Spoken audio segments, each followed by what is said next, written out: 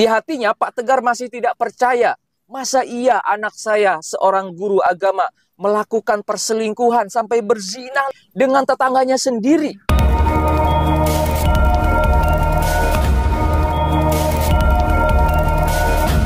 Hai, Assalamualaikum. Jumpa lagi di channel Pengacara Santuy. Bukan siapa-siapa, hanya lawyer Deso. Di segmen CKH 08 ini, kembali saya akan bercerita masalah-masalah hukum atau peristiwa-peristiwa hukum yang terjadi di tengah masyarakat.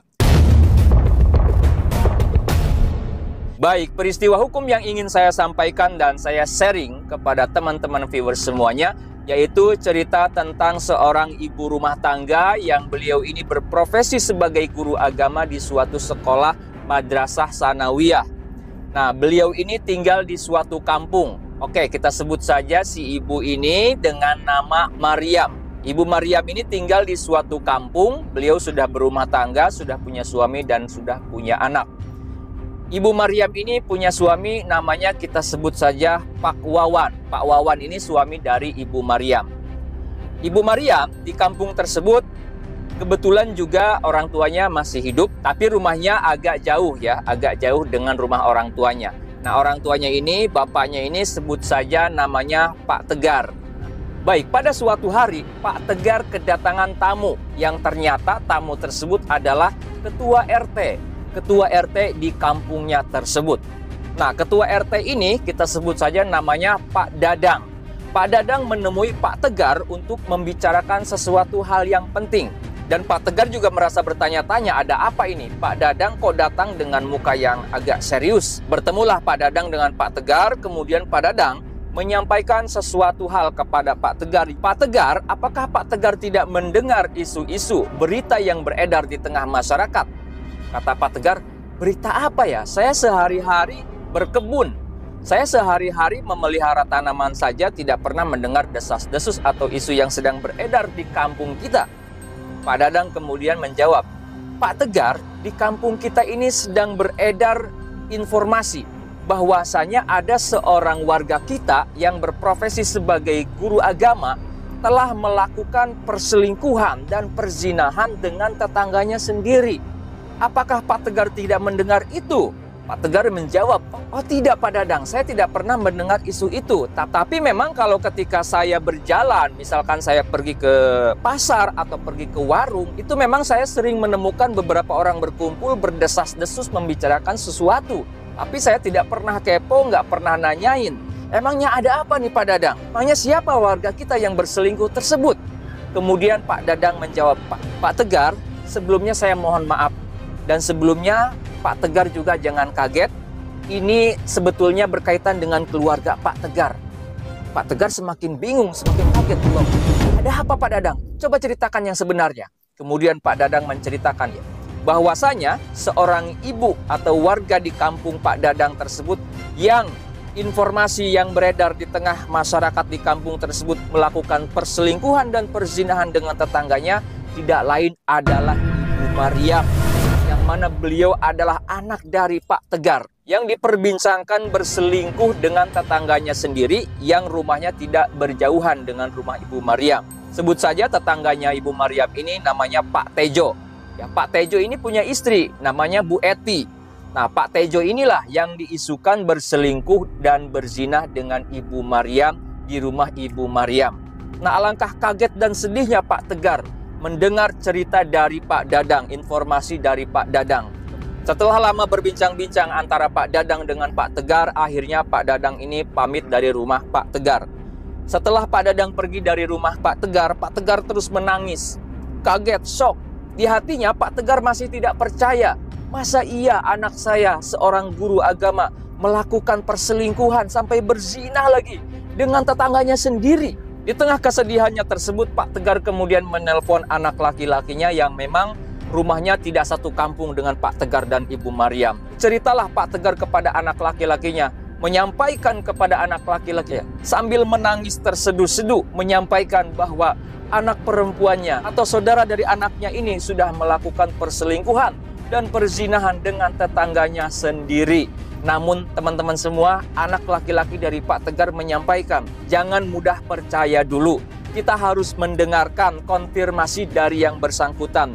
Kita harus mendengar langsung pengakuan dari Ibu Maryam, apakah benar telah melakukan perbuatan tersebut. Setelah mendapatkan masukan dari anak laki-lakinya melalui telepon, akhirnya Pak Tegar pun bersedia untuk tidak langsung memvonis atau menghakimi si anaknya berselingkuh dan berzina dengan tetangganya. Akhirnya di suatu hari Pak Tegar dan juga anak laki-lakinya berkumpul ataupun juga bermusyawarah dengan Ibu Maryam untuk membicarakan isu yang sedang beredar. Bertanyalah Pak Tegar kepada Ibu Maryam, "Wahai Maryam anakku, aku mendengar isu informasi yang beredar di tengah masyarakat di kampung kita ini bahwa kamu telah melakukan perselingkuhan dan perzinahan di rumah kamu sendiri. Saya ingin mendengar apa yang sesungguhnya terjadi dengan kamu. Benarkah kamu melakukan perbuatan tercela itu yang sangat memalukan dan memilukan bagi keluarga kita?" Begitupun saudara laki-laki dari Ibu Maryam meminta Ibu Maryam untuk bercerita yang sesungguhnya. Maka berceritalah Ibu Maryam di hadapan Pak Tegar dan saudara laki-lakinya. Ibu Maryam menyampaikan kejadian yang sesungguhnya sambil memeluk ayahnya, sambil memeluk Pak Tegar seraya menangis. Ceritanya seperti ini, "Wahai ayahku, wahai bapakku, cerita sesungguhnya tidaklah benar apa yang beredar di tengah masyarakat. Sesungguhnya aku ini sedang difitnah oleh tetangga kita sendiri yang rumahnya berdekatan. Bahkan hanya terhalang beberapa rumah dari rumah saya," kata Ibu Maryam. "Saya difitnah oleh dia telah melakukan perselingkuhan dengan suaminya, si Pak Joni tersebut." Cerita sesungguhnya seperti ini. Pada suatu hari, Ibu Maryam ini sedang tiduran di kamarnya karena lelah setelah bekerja mengajar dari sekolah di siang hari. Kemudian ada yang mengetuk pintu si Pak Joni tersebut. Istrinya yaitu Ibu Eti ini adalah tetangga yang paling dekat dengan Ibu Maryam, dengan keluarga Ibu Maryam. Mereka sudah sangat dekat, bahkan bisa dibilang sudah seperti saudara sendiri. Di mana Ibu Eti sering ngobrol, sering ngumpul-ngumpul dengan Ibu Maryam. Bahkan Ibu Eti ini, istri dari Pak Joni, itu sering keluar masuk rumah Bu Maryam. Misalkan untuk minta sesuatu, minta garam, minta bawang, atau misalkan untuk mengobrol. Bahkan Ibu Maryam pun sering membantu Ibu Eti, misalkan meminjamkan uang ketika Ibu Eti tidak punya uang. Kemudian mengajari anaknya mengaji tanpa dipungut bayaran, tanpa diminta sepeser pun bayaran. Hampir setiap hari Ibu Maryam dan Ibu Eti ini mengobrol kumpul, kadang di rumah Ibu Eti, kadang juga di rumah Ibu Maryam sendiri.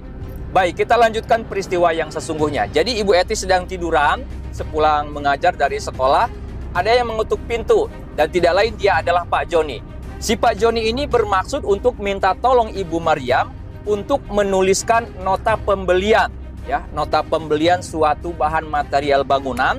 Kebetulan Pak Joni ini tidak bisa menulis, memang mungkin putus sekolah waktu sekolah dasar dulu, sehingga sering meminta bantuan Ibu Maryam untuk menuliskan nota pembelian bahan-bahan material bangunan. Jadi si Pak Joni ini bekerja di suatu proyek bangunan dan dia dipercaya untuk membeli beberapa bahan material bangunan oleh mandor atau oleh siapa saya tidak tahu. Kemudian si Pak Joni ini meminta nota kosong atau misalkan kwitansi kosong kepada pemilik toko material bangunan tersebut. Nah, apa maksud dari Pak Joni ini untuk meminta Bu Maryam menuliskan ya barang-barang yang telah dibeli oleh si Pak Joni ini di toko bangunan tersebut? Mungkin saja tujuannya mungkin untuk memarkup harga atau apa, saya tidak tahu. Kemudian karena Ibu Maryam belum tertidur, masih mendengar suara orang di luar dan tahu itu Pak Joni, akhirnya Bu Maryam mempersilahkan Pak Joni untuk meletakkan nota tersebut di atas meja di ruang tamu. Karena kebetulan pintu rumah dari Ibu Maryam tersebut juga tidak terkunci. Akhirnya si Pak Joni ini masuk ke rumah Ibu Maryam, meletakkan nota kosong tersebut di atas meja di ruang tamu di rumah Ibu Maryam.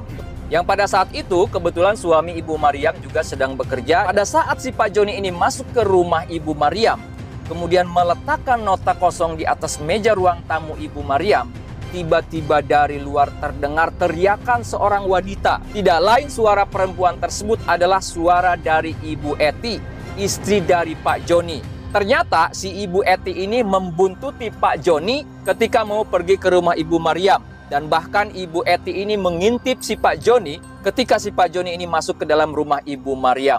Nah, pada saat itulah ketika Pak Joni sudah berada di ruang tamu di rumah Ibu Maryam, berteriaklah si Ibu Eti ini meminta agar si Ibu Maryam dan si Pak Joni keluar. Dan tidak hanya itu, si Ibu Eti berteriak-teriak di depan rumah Ibu Maryam bahwa Ibu Maryam telah berselingkuh dengan suaminya, dengan si Pak Joni.